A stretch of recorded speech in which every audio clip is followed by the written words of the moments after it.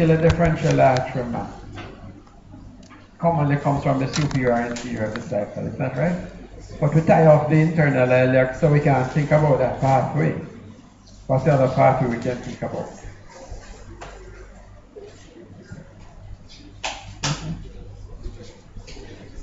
We talk about this rule of three in the spermatic cord, man. Think about arteries.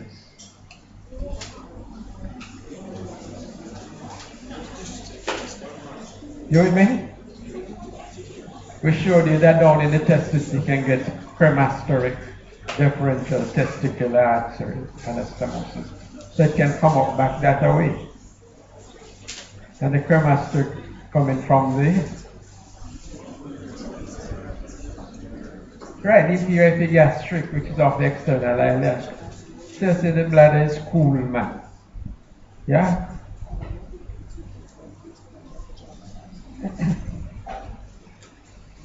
Alright.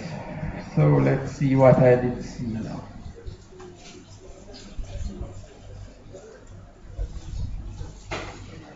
Okay, here we have the ureter. Yeah? Are you seeing that? Here we have the ureter.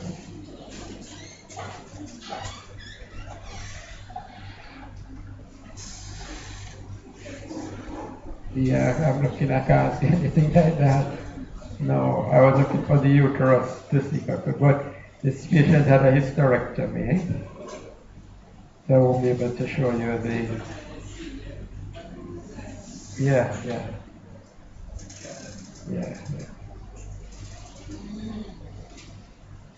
Okay. What about this fellow here now? Actually more distortious one. Are you seeing it on the thing?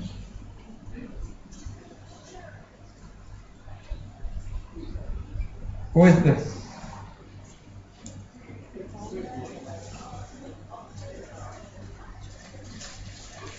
Yeah, this is the obturator artery, and that's the obturator nerve. And they pass through the obturator canal, isn't that right? What's the relationship of all of these structures and the canal, this table? You with me? The obturator artery, nerve and vein. What's the relationship to each other at the obturator canal?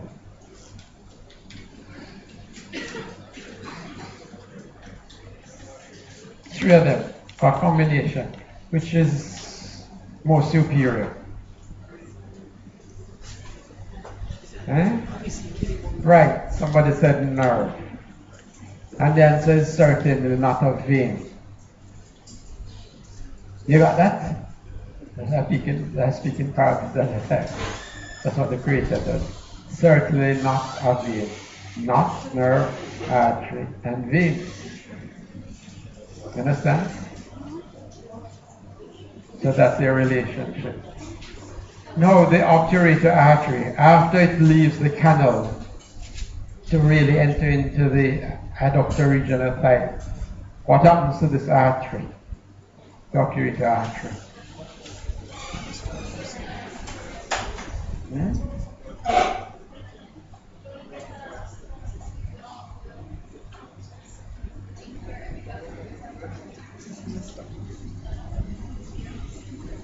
Okay, some people are suggesting that they divide in anterior and posterior branches.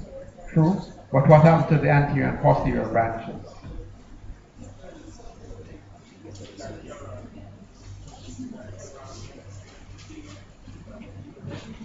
They form an arterial circle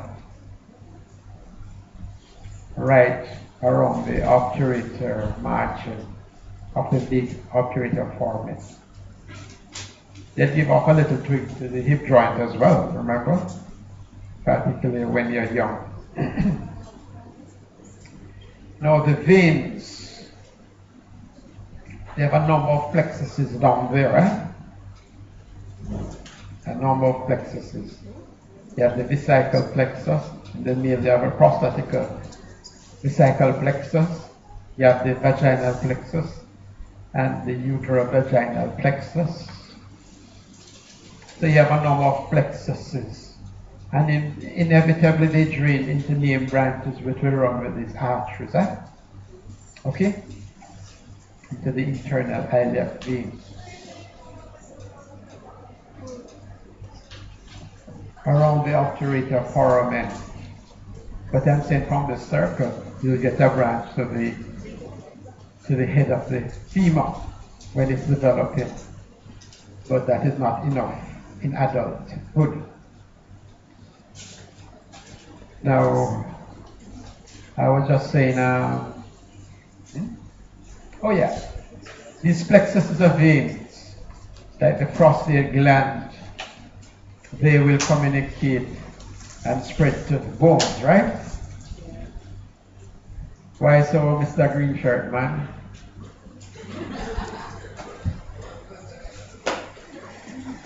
Prostatic cancer have a propensity to spread to bones, the vertebrae, in your back and even up into your thoracic and so, the vertebrae.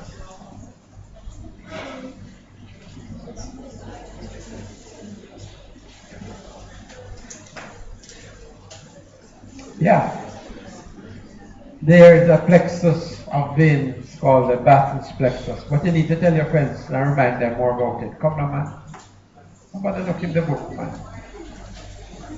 Warren, tell me about the Battle's plexus. Yes, one of your colleagues told Mr. answer to Mr. Gardner quite well the other day.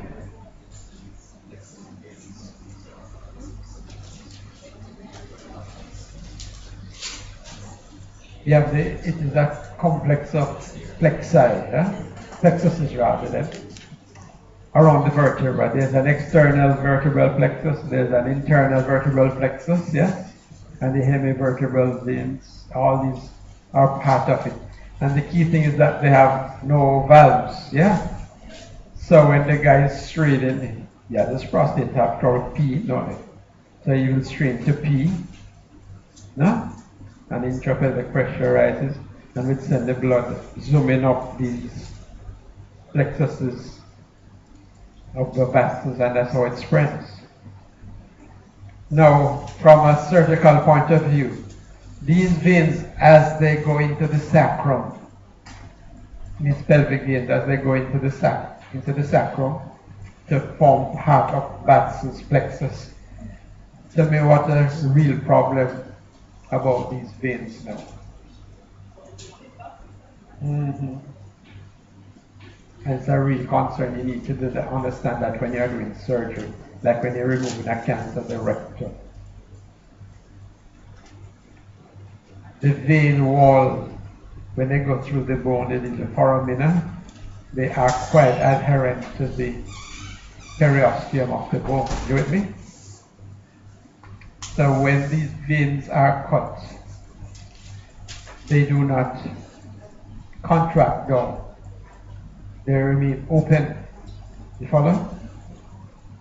And as a result of that, if you can't stop that bleeding, the patient will die.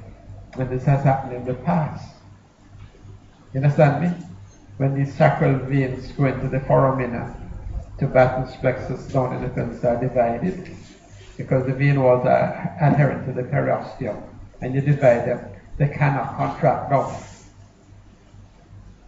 So they remain open, and they are valveless, so all the blood just bleed out and bleed out.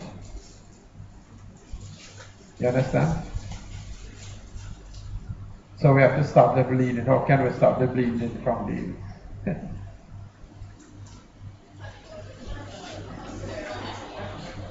Okay.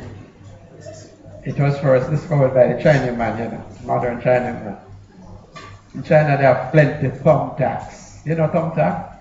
Miss Brown's office have plenty of thumbtacks.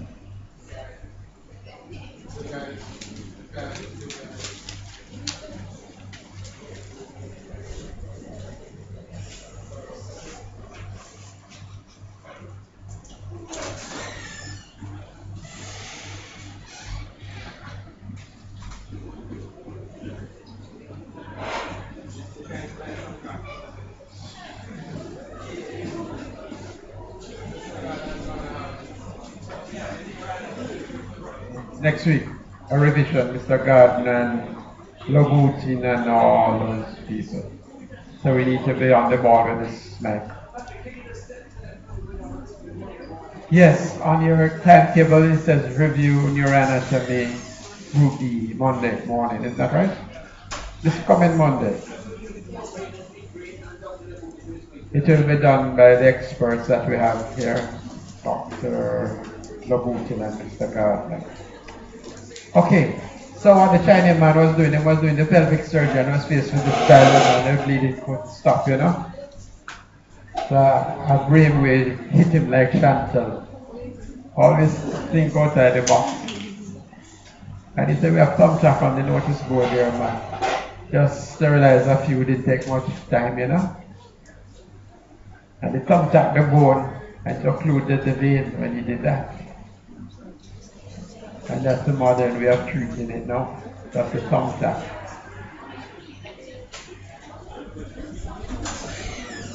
The bone, you just hit the pointed part of the thumbtack into the bone, and it will overcover the lumen that is bleeding from. So that is very important. Now what surgery? With multiple traumas, blunt traumas, the pelvis. Sometimes there's a lot of blood in the retroperitoneal area.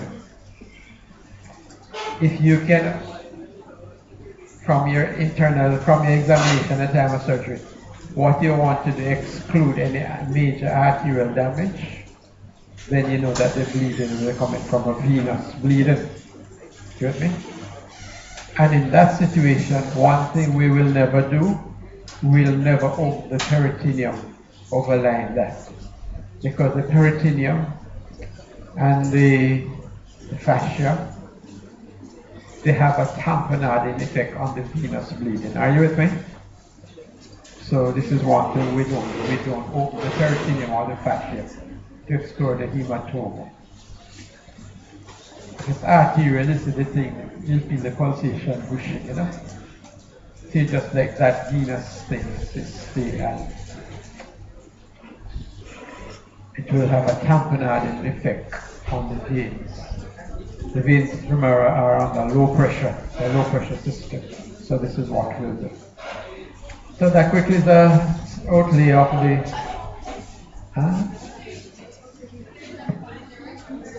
yeah, pelvis. Yeah. No, we don't open the peritoneum. It has a tamponading effect. As the veins bleed, it reaches a critical point where it has the whole, you cannot bleed anymore. The tamponading effect. So I've outlined and I highlighted the clinical features of the arterial system of the pelvis.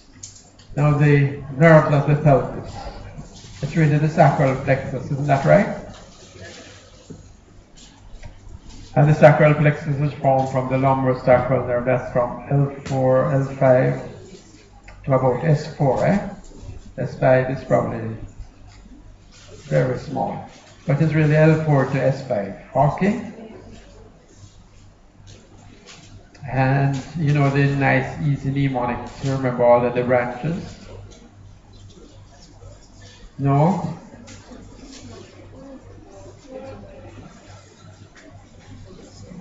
I see a thing outside advertising on the 29th, they're going to have some drinking thing at Students' Union. I used to be interested in those one time.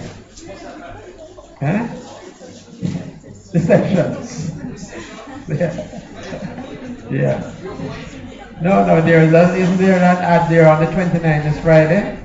Here I'm advertising. Isn't that right? That is some drinking thing. Yeah, man. So I hope you've heard of about 3 sips. That's if I go to Mr. Gardner's home and he offers me a strong drink, I'll take 3 sips. And that's a mnemonic for remembering the sacral plexus. You know, we Chinese, I think the wife has that problem too. We just have to come near the alcohol and we turn red like a lobster.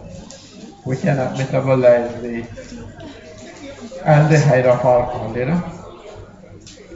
See, you never heard of 3 slips? If we put 4, 5, S1, 2, 3, 4, 5, yeah? So in the blocks of L4, L5, and S1, we have the S. Are you with me?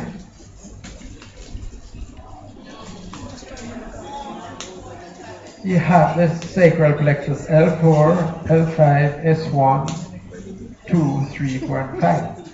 So I'm saying if you pick out the first 3, this is where the 3 come now. L4, L5, and S1, that's one block. And that will be the first letter in SIPS, S-I-P-P-S. And you know what L4, 5 is. And the S. It's a long time you did that in the first year when you did the lower level.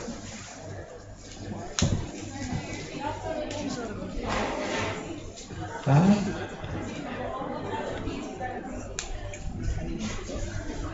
Sorry.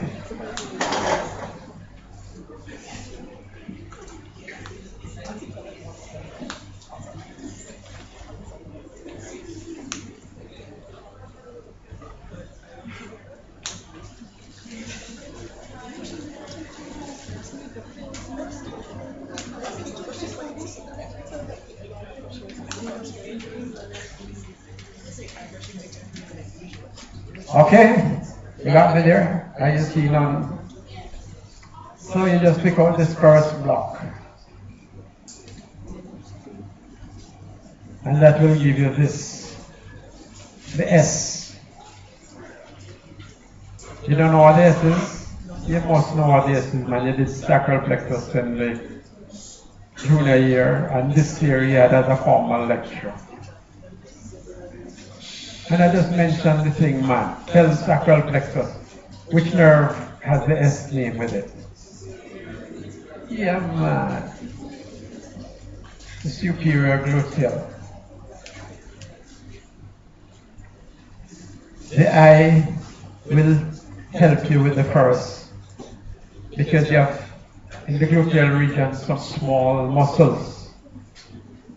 Remember, around obturator internus, you have the 2 gemelli, superior and inferior gemelli, and below the inferior gemelli, you have the quadratus femoris. But there was a little trick. Not trick, but there was a little, yes, you can call it that.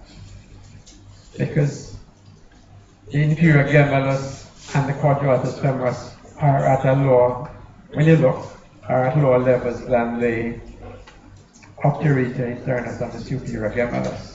But there's a little problem there, in that the inferior gemellus and the quadratus femoris, the root values are the same as this L45S1, whereas the obturatus and internus is one step low, even though they are higher. You remember that? I told you that and I highlighted it. This is superior gluteal and the inferior gemellus, and then nerve to quad fem, right? So I get some more colored chalks. So let's look at the next 3. Next 3 got to be this, don't it? Isn't that right? The next 3 got to be 5, 1 and 2, isn't that right? Isn't that right? And this will tell you what is happening, man. This will tell you what's happening. So this is not going to give you the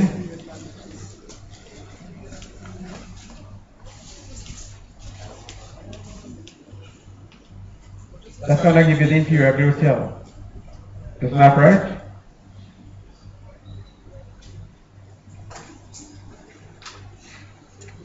I needed some more chalk to make the thing more visible, better understood. So we go to the next 3. 1, 2, 3. So we go to 1, 2, 3. Yeah? What is S1, 2, 3? You all know that now. Because it must start with a P. And through the years you had that.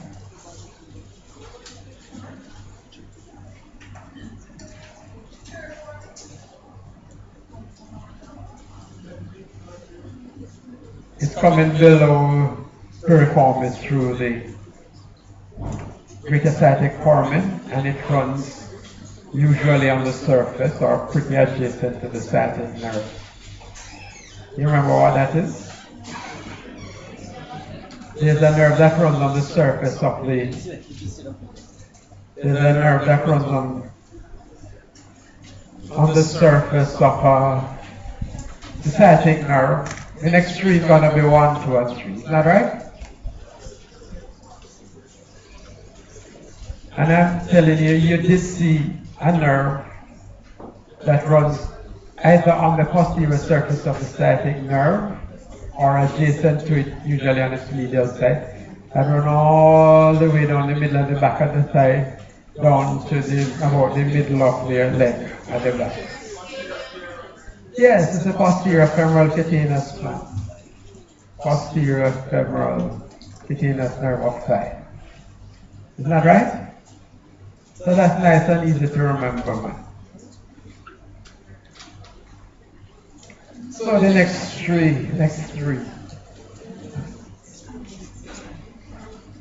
is going to be 2, 3, and 4. Another P. Yeah? And we know a lot of P's down there that come from 2, 3, and 4. The more important now. The big one for you is the pudendal nerve, right? But at the same time, the pelvic splanchnic nerve is coming from 2 and 3 and 4. Isn't that right? And the last one that I will tell you now is when you combine everything. Yeah? You get the sciatic nerve. Isn't that right? The root value of the sciatic nerve is what again? 1, 2, 3, 4, 5, 1, 2, 3, 2, is it 4?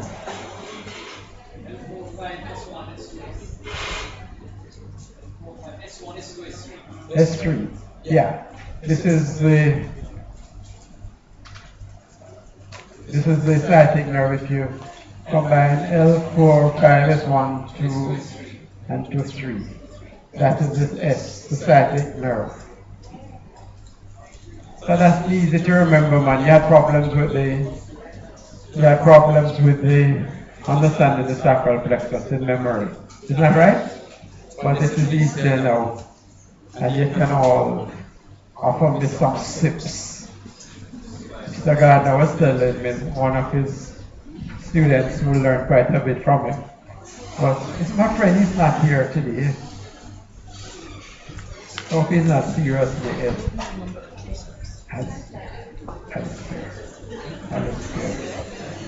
Oh, I understand he's next door. Hi, Mr. He was offering to bring back a famous brew from the hinterland. But Mr. Gardner said all that you do is that it would gather dust. Or it would encourage Chantal and her sister to become drinkers. No. But some of, I'm sure Mr. Jarrett collects liquors, right? He doesn't drink? Oh my goodness. I'm wrong, mistaken. But some of you hear your dads when they go abroad, they call it all the time liquors, eh? It's a joke to wake you up now, you know? So this famous guy went in his tours and collected all this bottle of rum from their whiskey, what have you, from all over the world.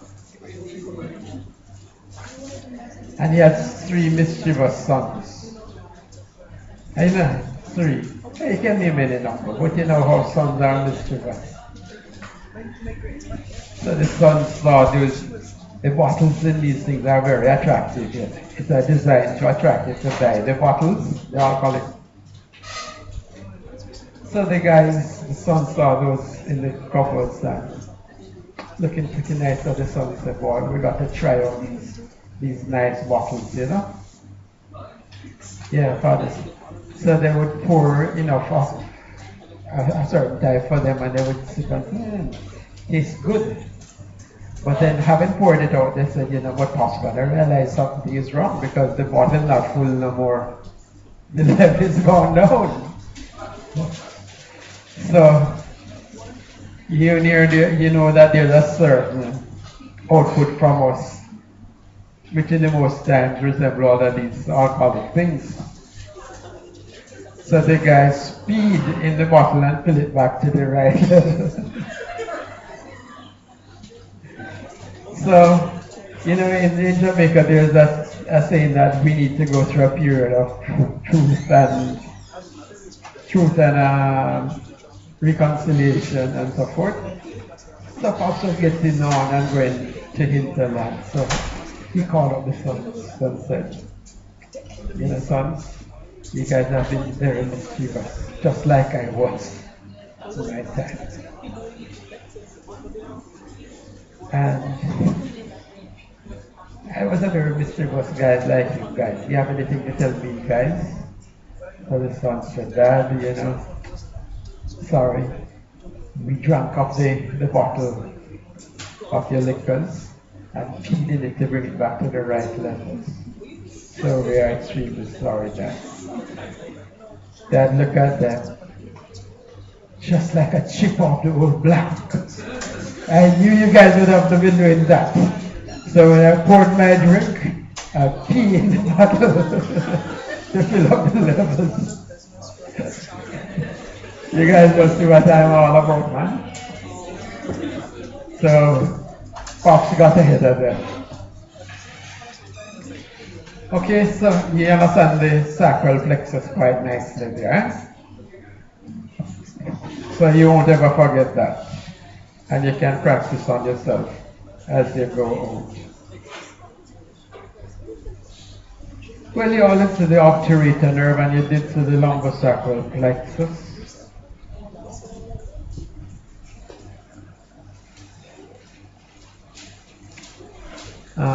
What else do I need to show you?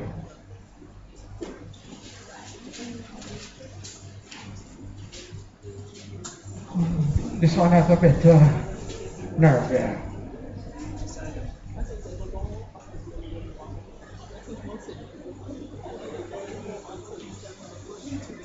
Okay, I've outlined the sacral plexus so it's easy to remember. I have shown you the lumbosacral trunk. And here he is again. Here he is, get your orientation. This is the kidney, so I should probably turn it that way then. The kidney is here, and this is the lumbosacral. No, nonsense. I was disoriented myself. I cannot be.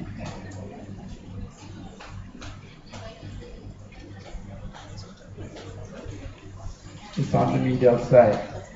Because having oriented myself and shown you the psoas major, and on the lateral side of the psoas major is this fellow. Yeah, this is the femoral. Okay? Femoral nerve.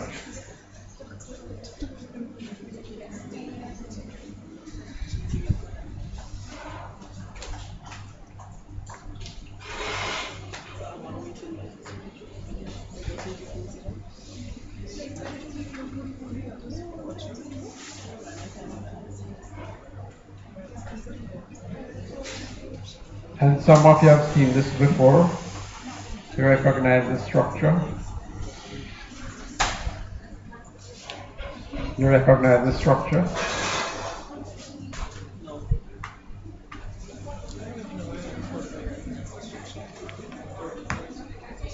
Alright, I don't want to mess up this. Okay, you see this fellow? You know what this is? Huh? No man, this can't be ureter. Then what is this? Yeah, this is a gonadal vein. It's going to somewhere here, and you can see it nicely there. Yeah, you see it? The deep ring. Yeah, so this must be the, what is the structure? You understand this? The gonadal vein. This big thing, man.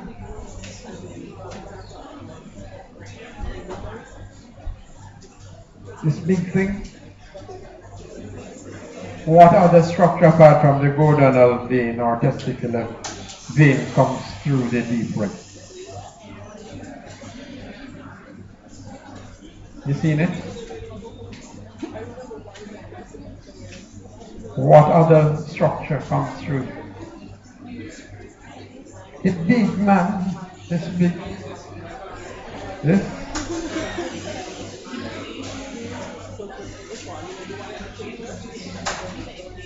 No, it's a man. See this thing here. See this thing here? You recognize this thing here? Yeah, this is the vas. Which way you want me to put it?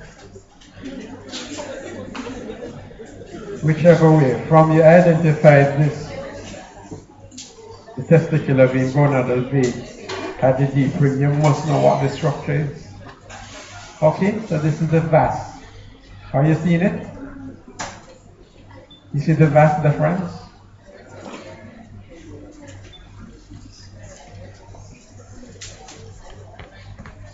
And this thing here, I think Mr. Gardner showed the specimen too. What is this thing here?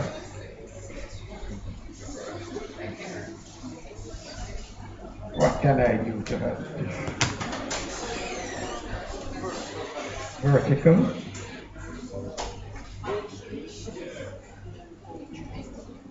The water can come to vertical. Okay, so you see the testicular vein, the vas difference. And I'm now showing you this fellow here. What is this?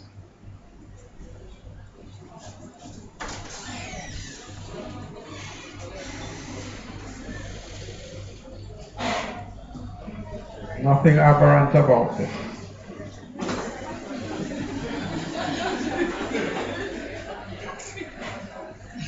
Sorry, that's how I feel. I can't wait much higher.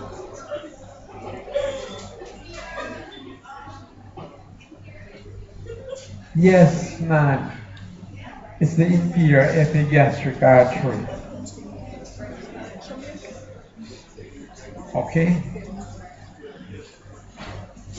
Because you see, we can get a hernia through this defect here. You see the inferior epigastric artery? We can get a herniation occurring through this area. Are you with me?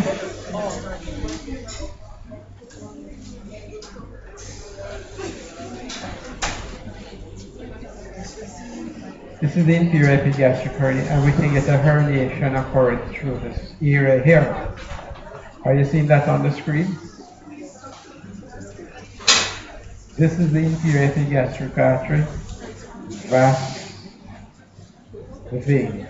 Now we can get a hernia occurring in this area into the inguinal canal. What type of hernia will go through here? What do people of Stowe say? Huh? Are you with me? The hernia that is now, this is medial, you know, because the vertebra cut in two. So this is more medial, huh? So the hernia that occurs medial to the inferior epigastric artery is what type of inguinal hernia? It's a direct inguinal hernia. Okay? And on the screen, this area is looking off almost triangular shape, isn't that right? So what we call this area that the direct hernia comes through. Hassel's back triangle. The hernia that comes lateral now to the inferior epigastric is an Indirect hernia.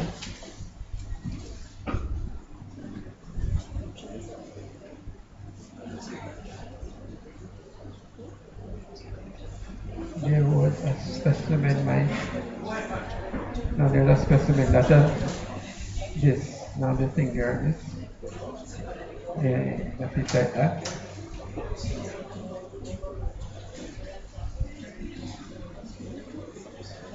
Just look at this. Now, yes, that one shows it right there.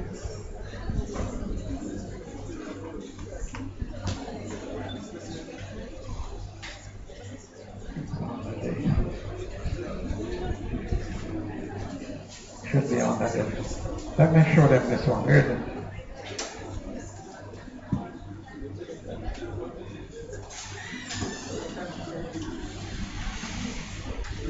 Here's the one at the, here's it again, Mike, this one. Here's it.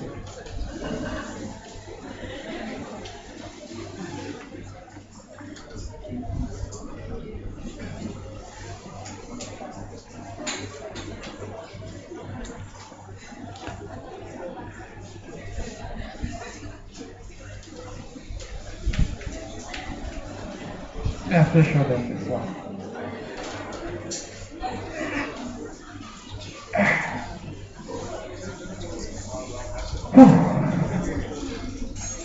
Need a big lunch. Okay. Recognize firstly where you are in anatomy. At all time in the spotter, recognize where you are.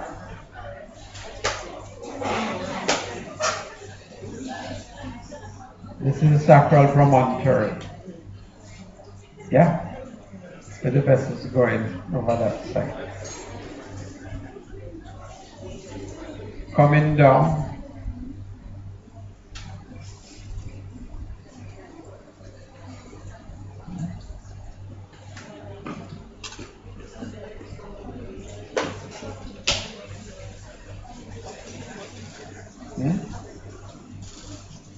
Coming down.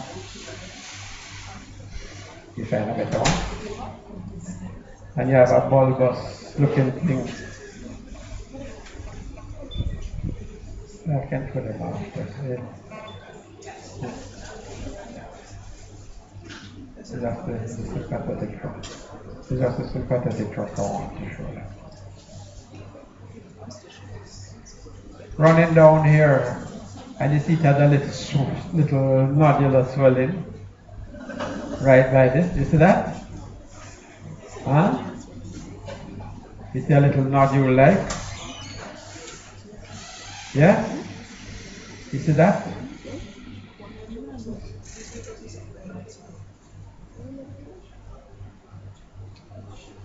And it's coming from above and continuing inferiorly this way. You all know what this is? Yeah, you know what this is? This is the sympathetic trunk on this side with a little ganglion there.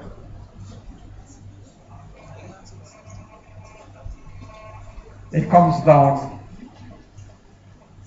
the sympathetic trunk, comes down on the anterior lateral sides of the vertebral bodies.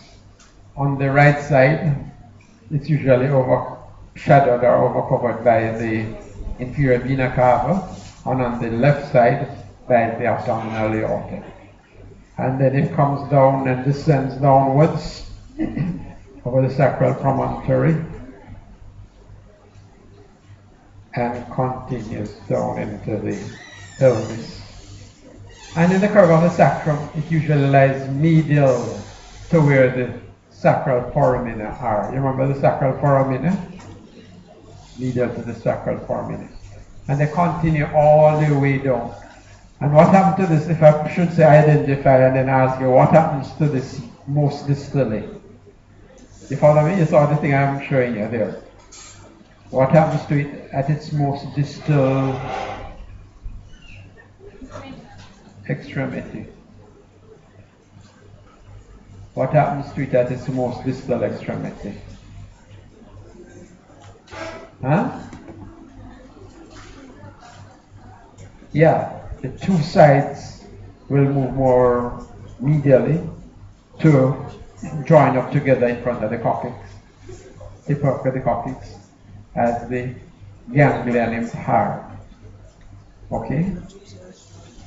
So that is what you need to know about that fellow. Okay. Yeah, you can get tumors there, that's right, glomus coccygeum. Tumors. They tend to be vascular. Now, you know the structures that come inferior to piriformis, right? What's the mnemonic again?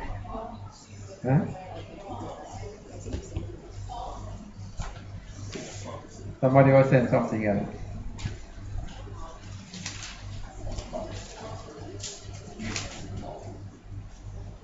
Anyway, Pop's IQ, Mr. Gardner's IQ is very high. Pop's IQ is coming below piriformis. Alright? Pop's IQ.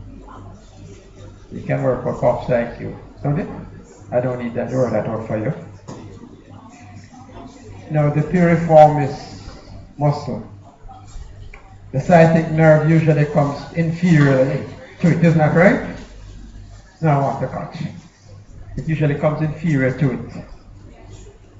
But sometimes you might have a splitting of the sciatic nerve into its parts. What are the parts of the sciatic nerve? Sorry? Yeah, the tibial and the common peroneal parts, nerves. That's really two nerves in one. Now, which ones come from the anterior branches? You with me? Just like the obturator nerve, I didn't go back through it, you know. The obturator nerve comes from which branches of the L2, 3, 4 ventral round? Anterior there. So I'm asking if a sciatic nerve now, the tibial portion comes from which part? Yeah, it's the anterior. Because when you rotate the leg where the tibial bone is supplying, it will come to lie anteriorly, yeah? So the peroneal is from the more posterior component parts. And we said that sometimes you might get a high splitting of this sciatic nerve into its two parts. And when it does that, which part usually pierces the piriformis? You with me? Which part usually pierces piriformis?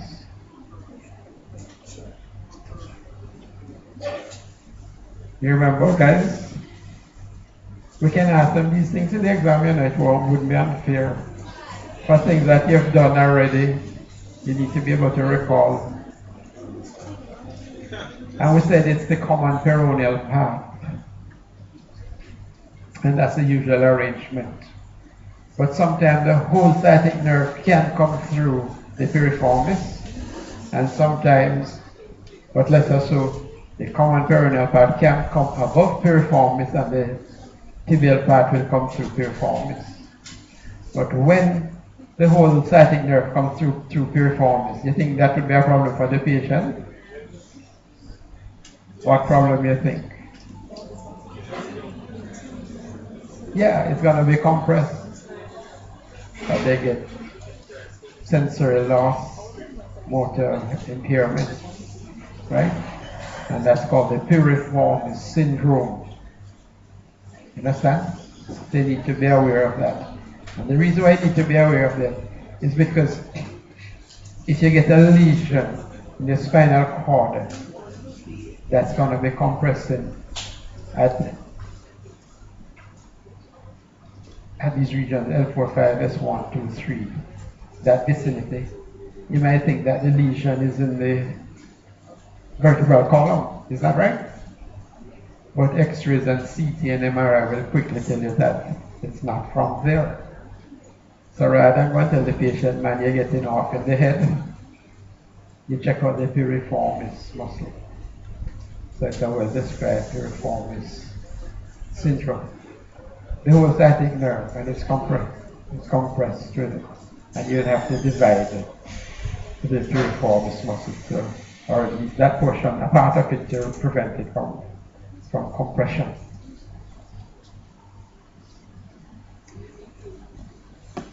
Now, the urinary bladder, we control our urine.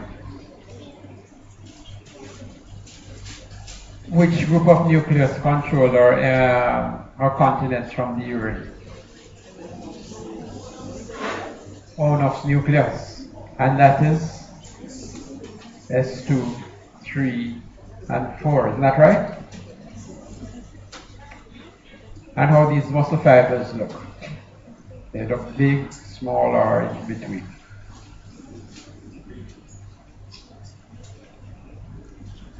In the sphincter, the sphincter urethra. Are you with me? Onuf's nucleus is supplied from S2, 3, 4, will supply via the pudendal nerve branches to your sphincter urethra. And the sphincter urethra is what of the muscles? Smooth muscle, the striated muscle. And I'm saying these striated muscles are what type of muscles? Now it's jumps in. If I want to be a 100 champion, I need to develop what sort of muscles? Jumps going on, man. If I need to be a fast runner, what sort of muscles I need to have? Huh? Fast twitch muscles. So which type of muscles do you have in the sphincter urethra? You gonna make? All right, you're gonna check that one out and remind me.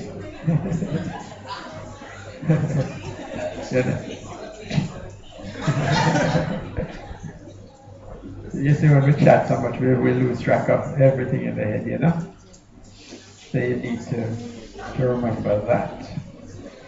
Yeah, some physiology.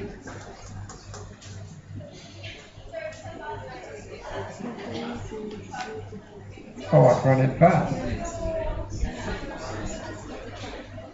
You're gonna check it out for me. I think it's fast twitch.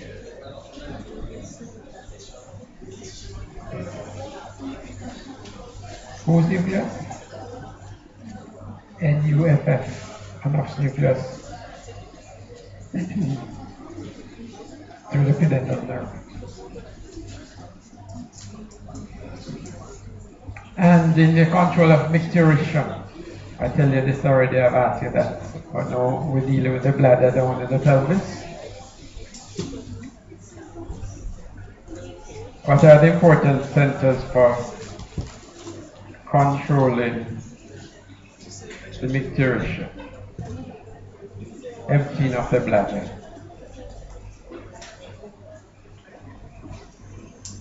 What are the important centers for controlling emptying of the bladder itself?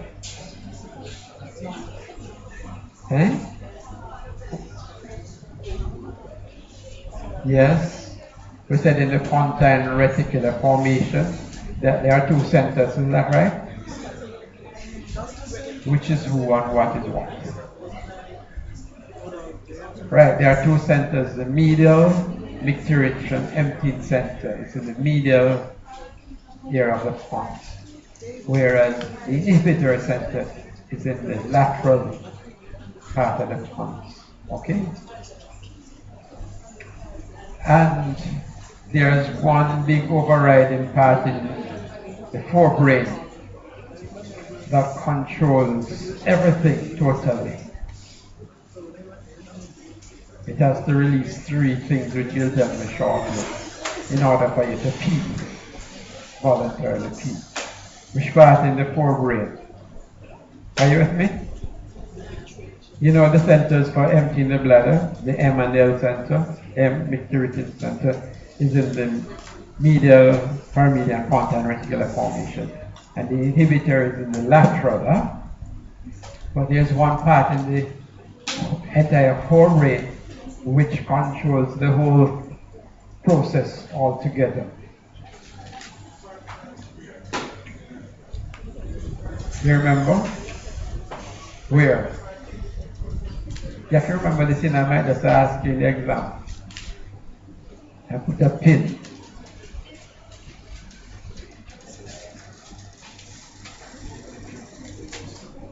You don't remember? It's a lot of work in that. We showed you in the right inferior frontal gyrus. You remember the picture? Always on the right side. The right inferior frontal gyrus. There's a central which controls everything pertaining to emptying of the urine from the bladder. It has to release 3 areas. What are the 3 areas? Huh? Pardon? Yeah, it will send inhibitory things to. Pardon? Yes, one is to the cingulate gyrus, right in the middle of the cingulate gyrus. Remember the cingulate gyrus? That is the middle. And which part of the cingulate gyrus?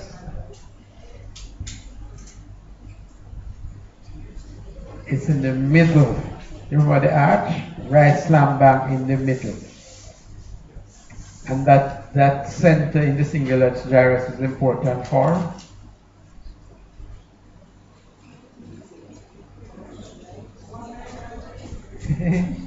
what is important in micturition? The cingulate, that middle part of the cingulate gyrus. These two remember. It has to do with what you're doing now, paying attention. You remember I told you that? When you're voiding, you have to be attentive. If not, you'll pee up your pants or your shoes. You understand? Yeah. For attention. Okay? Another area is just above it. Yes. Hmm? The who? Somewhere almost straight above the middle of the medial, middle of the cingulate gyrus. There is something up there. The sphincters are where? Which part at the body you call the sphincters? They are in the perineum, is that right? By and large. So the areas for that are where? Where's that?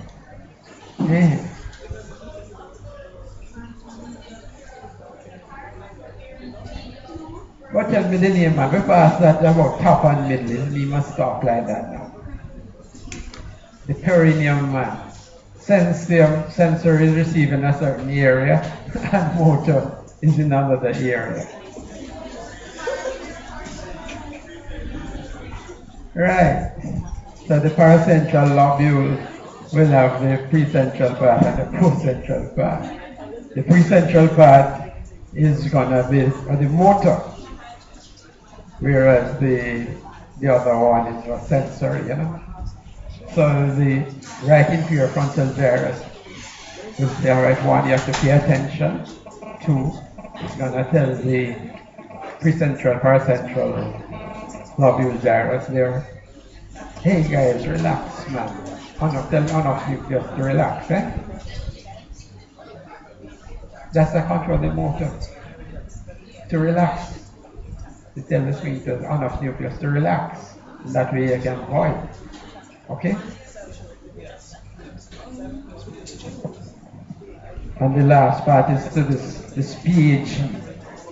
The PAG is such an important area. I didn't know it was so important, Mike. The PAG, you remember PAG, what it means? PAG. What it means? Yeah. You forget all of that. You're going to come in the exam at the PAG, man. Periaqueductal gray matter. Yeah. And from the PAG down to M nucleus, the fire, and it's enough collaterals to the L, which will inhibit the inhibitory. And that's how you pee.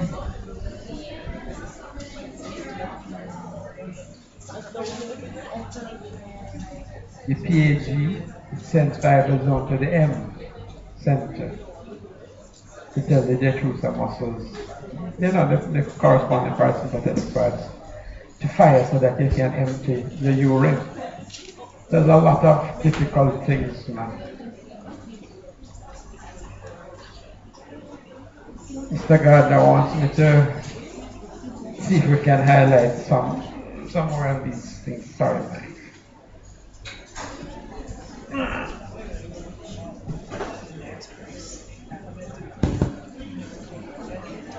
That's on here, baby.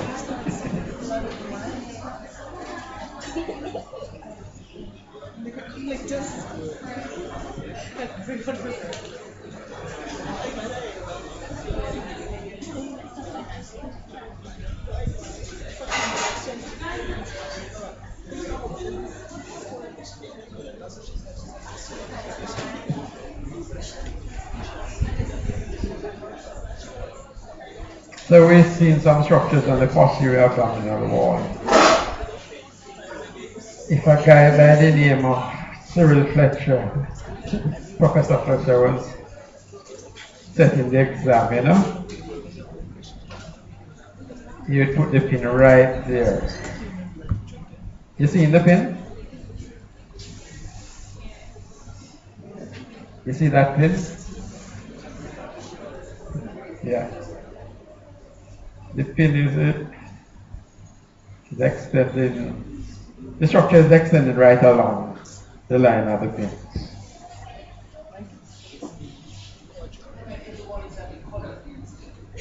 It's from me. I gave Dale Saturday another package, but I'm not giving no more. It shows the things that we're talking about better. You see you see this thing here, right? The pins are along there. Don't it look whitish on the picture? Huh? So what is that thing?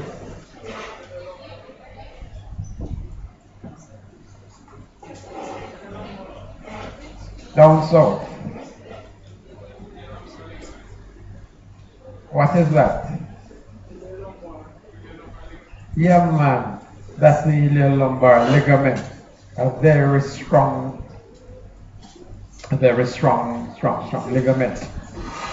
And it's an accessory ligament to the wrist joint.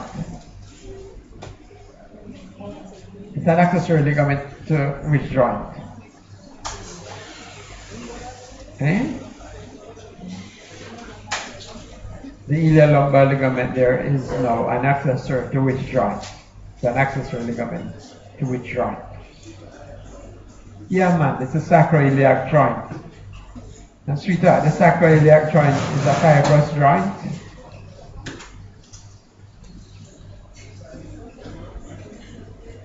Huh?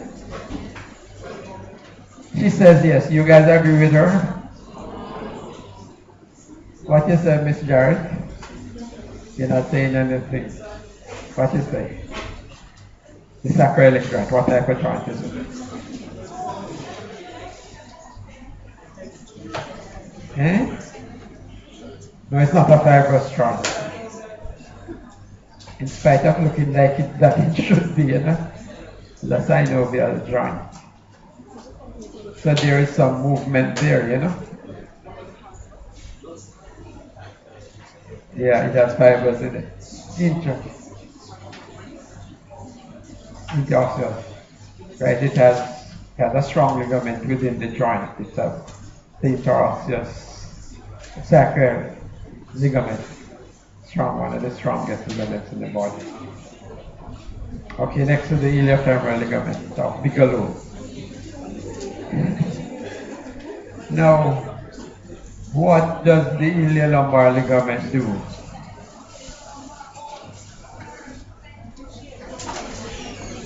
Yeah, it prevents excessive rotation of the spine on the pelvis. Okay, so that's nice and easy. I hope this doesn't come back in the next exam.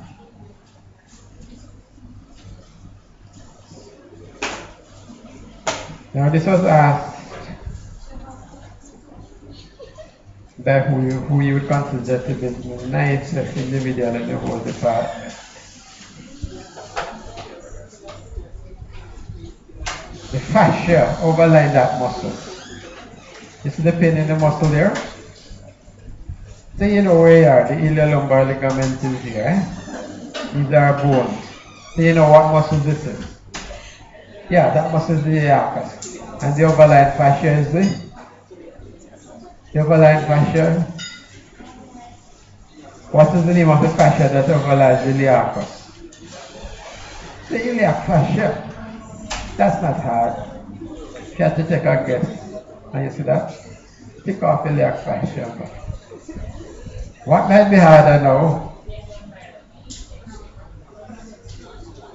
What is the nerve supply to the fascia of the iliacus muscle?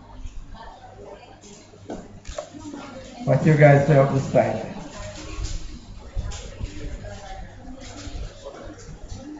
I hear obturator. Anything else?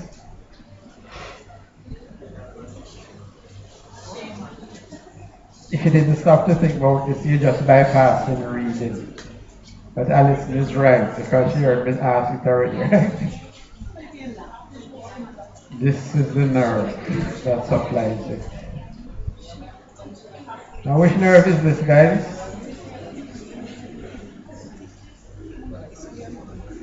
You see that nerve there? Look where it's going. Heading towards the ASIS, eh? So you know this nerve. Yeah, you know that nerve. That's a lateral femoral cutaneous nerve.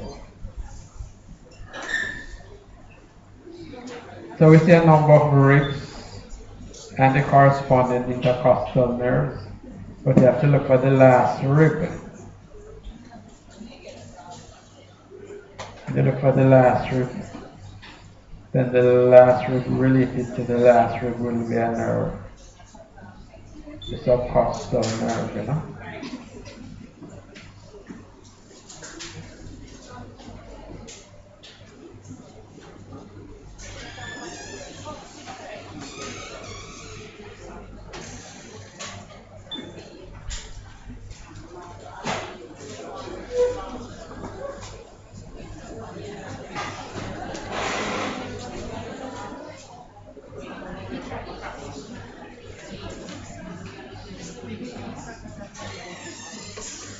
Okay, so we have two sets of nerves here now.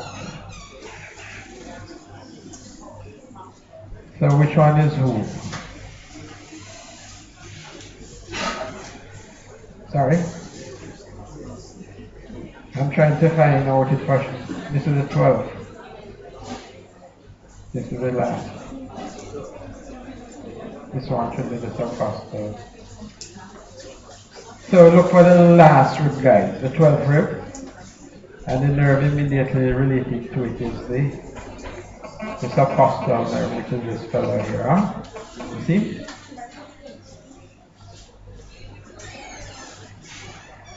The subcostal supplies some skin at the buttock, the gluteal region.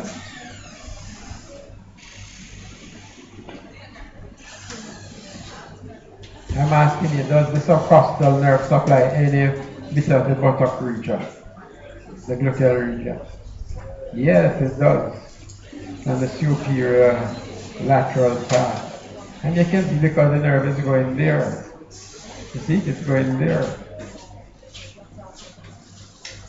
And then we have this other nerve, which got to be the hypogastric nerve, dividing in its two hypogastric and linguinal components parts.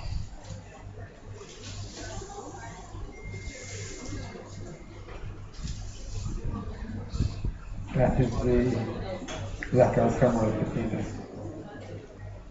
That one, the hypogastric. It divides varying positions into the two branches, you know. Yeah,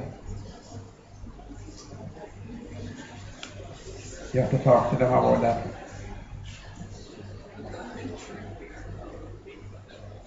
Yeah, yeah.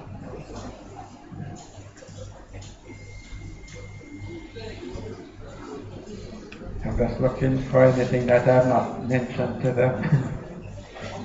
Yeah.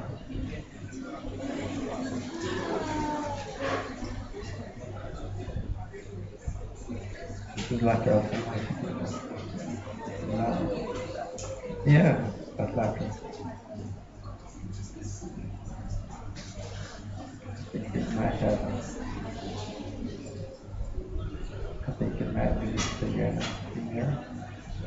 In here. See here. There. In here. I treated. This is the thing.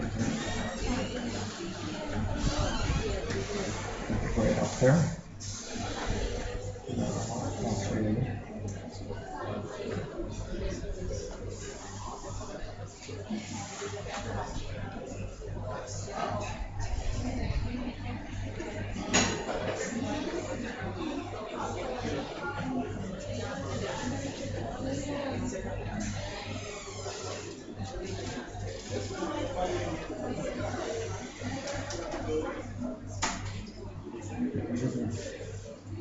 Yeah.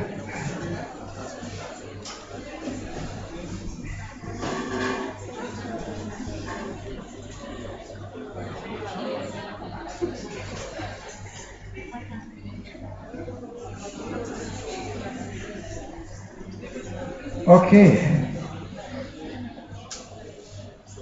We know this thing of the water.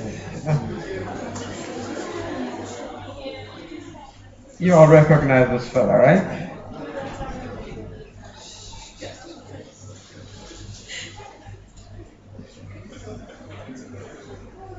You all recognize that, eh?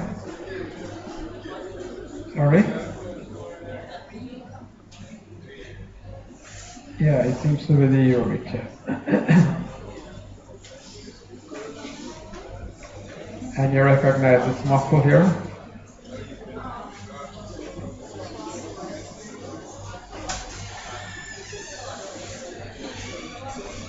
Yeah, this is the source major muscle, huh?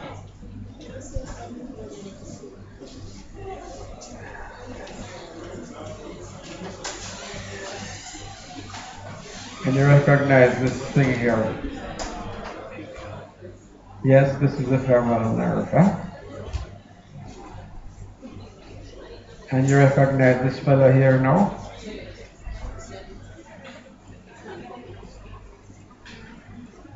See it emerging from the substance of the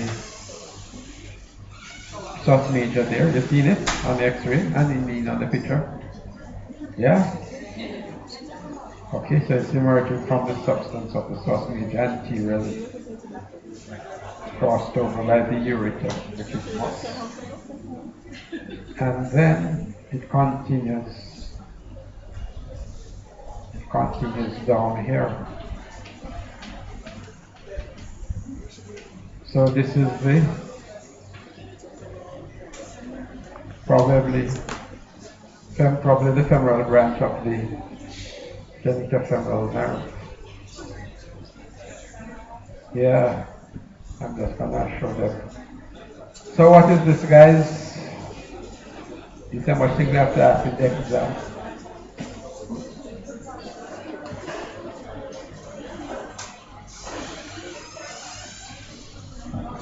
So you see this thing here, which we need to hold it so it's shown better.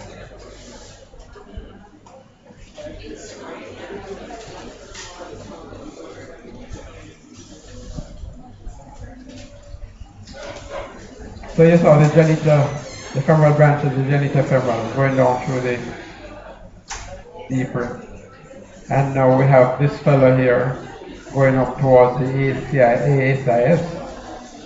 So we know this is the, are you seeing that? This, yeah, femoral arch, external iliac circumference, external iliac circumference. So you recognize this, yeah? It's going toward the A side. So this is a deep,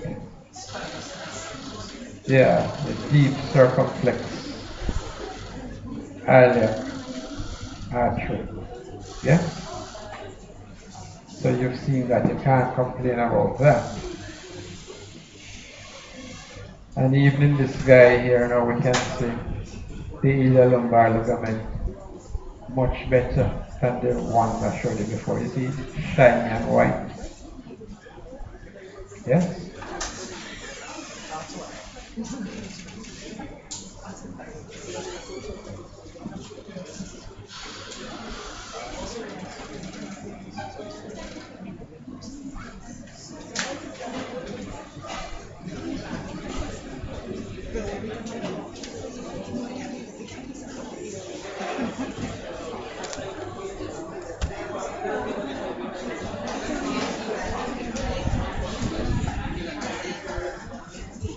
Are you seeing a space here?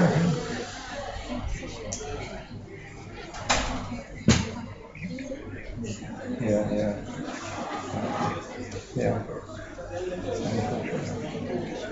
You see a space here?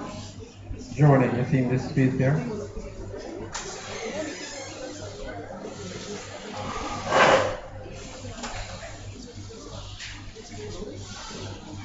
That's better.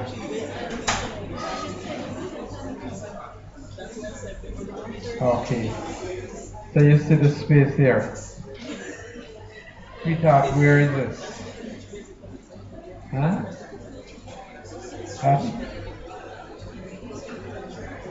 The deep inguinal ring.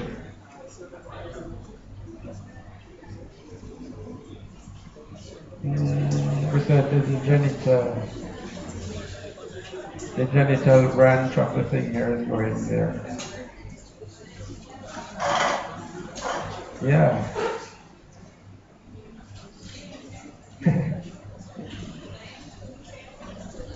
And Mr. Gardner is asking you, are you seeing that? Yeah, that shows it better.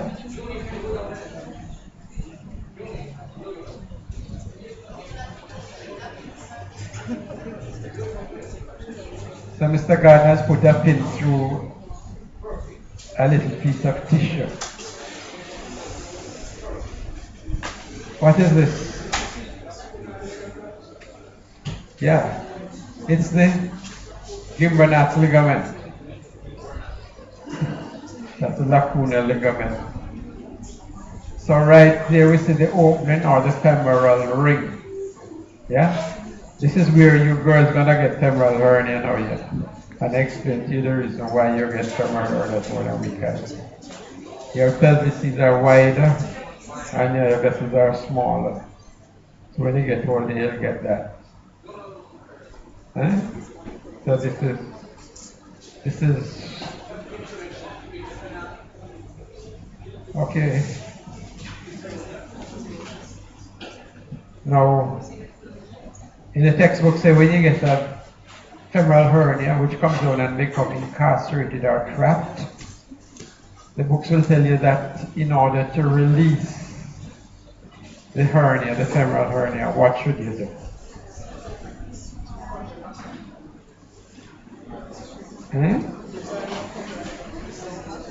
Tell us, Krista. Yes, ma'am. Divide what? You're quite right. We have to divide to make bigger.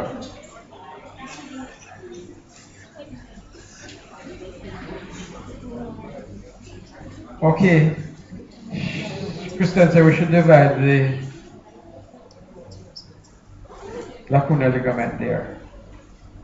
And that's what it said in the books, don't it? For Chantal, what's the danger?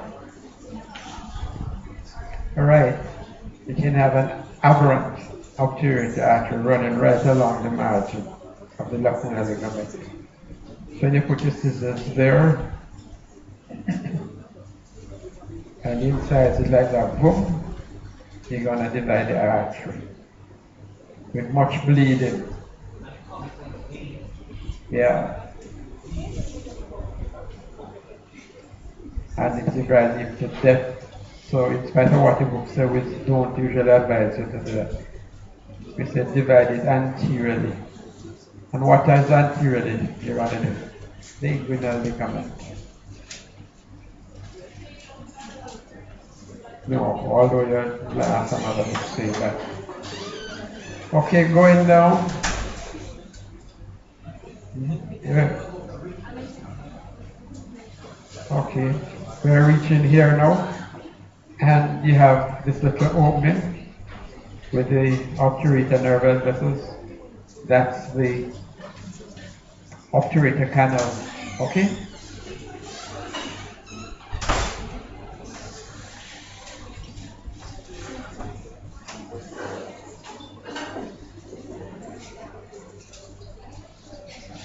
Okay, that's the obturator canal with the nerve and vessels going down into it.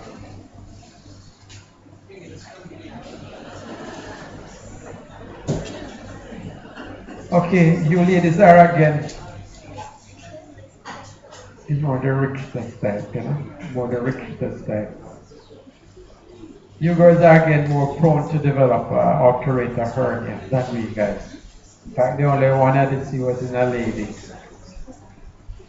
And what happens in these individuals sometimes, you've seen gut, haven't you? Small bowel. And you see where it's a bit difficult for the entire small bowel to get into that. Yeah, you'll agree with that statement. It's pretty hard for you to see where the whole small bowel. Yeah, you've seen small bowel over the catheters. So what happens is just a knuckle, a piece of the wall of the small bowel herniates down alongside there. And with the pressure coughing, etc., and straining, it's going to become compressed there. And it's just a part of the wall is affected. And it can become ischemic and even gangrenous. Just a part of the wall. Yes? And that type of hernia is called a Richter's, R-I-C-H-T-E-R, a Richter's hernia. Okay, and it's famous to happen in these two areas, the femoral and the obturator sites.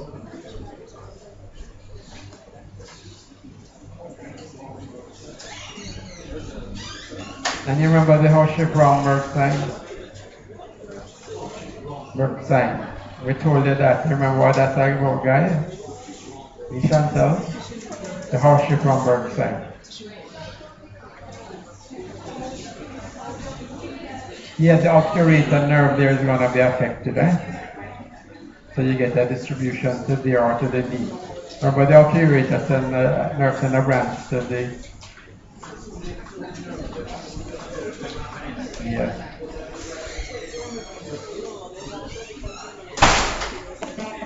Yeah, and you have the plexus of nerve there with the saphenous nerve.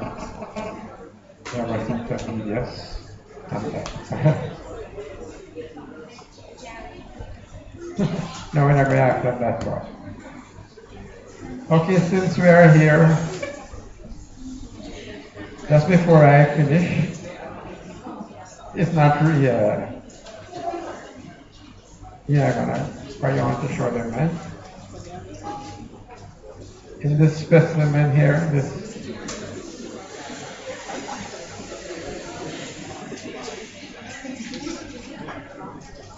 let's color it up with some Christmas lights.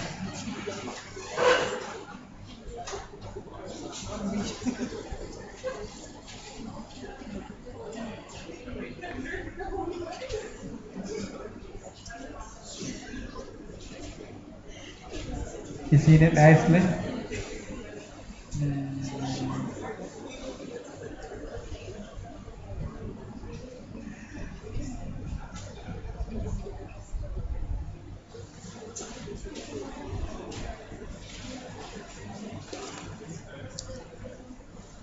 I remove the pin.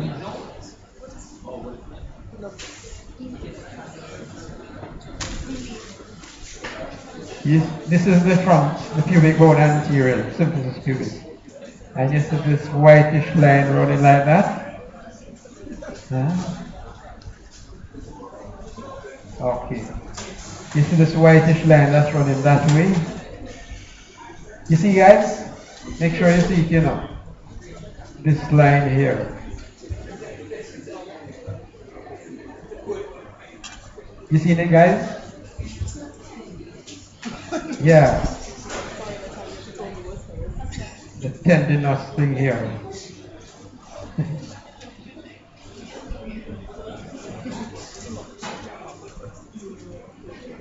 Okay, you all see that?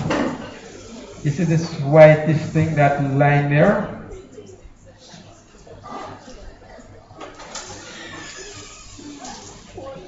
Okay, you recognize that? This is a famous white line. Arcus tendinous. Right, which as you know is it's a thickening in the fascia of a line, the obturator internus muscle, and from which the levator ani. And it's extending, as you can see, this is the bone, the symphysis pubis. It's extending from the posterior part and going all the way back towards the ischial spine. Alright? I think I retired tired. Yeah. I think I retired tired.